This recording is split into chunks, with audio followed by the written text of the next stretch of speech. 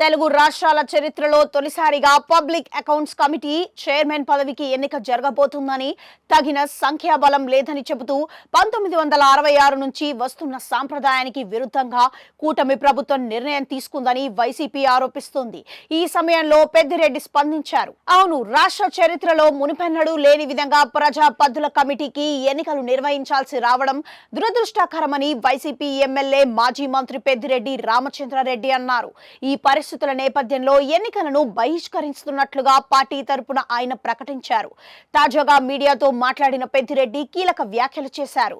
ఇందులో భాగంగా ఇప్పటి వరకు ప్రతిపక్షానికి పీఏసీ చైర్మన్ పదవి ఇవ్వడం ఆనవాయితీగా వస్తుందని, అయితే కూటమి ప్రభుత్వం ఆ ఆనవాయితీకి విరుద్ధంగా చేస్తుందని, అందుకే ఈ ఎన్నికలకు బాయ్కాట్ చేస్తున్నామని పెద్దిరెడ్డి తెలిపారు.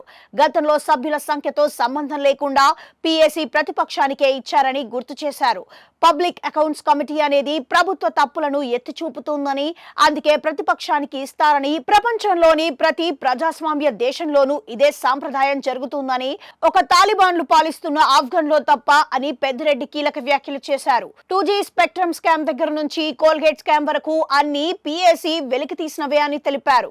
1994లో ప్రతిపక్ష హోదా లేకపోయినా కాంగ్రెస్ పార్టీకే పీఏసీ చైర్మన్ పదవి ఇచ్చారని, ఇలా ప్రతిపక్ష హోదా లేని పార్టీలకు కూడా గతంలో ఎన్నోసార్లు పీఏసీ చైర్మన్ పదవి ఇచ్చారని, పార్లమెంట్లో సైతం ఇలాంటి పరిణామాలు అనేక చోటు చేసుకున్నాయని పెద్దిరెడ్డి గుర్తు చేశారు. ఇదే క్రమంలో గతంలో 151 మంది ఎమ్మెల్యేలు బలమున్నా కూడా టీడీపీ ఎమ్మెల్యే పయ్యావుల కేశవ్కే పీఏసీ చైర్మన్ ఇచ్చామని గుర్తు చేసిన పెద్దిరెడ్డి ఇప్పుడు మాత్రం ఎన్నికలు నిర్వహించడం దురదృష్టకరమని అన్నారు.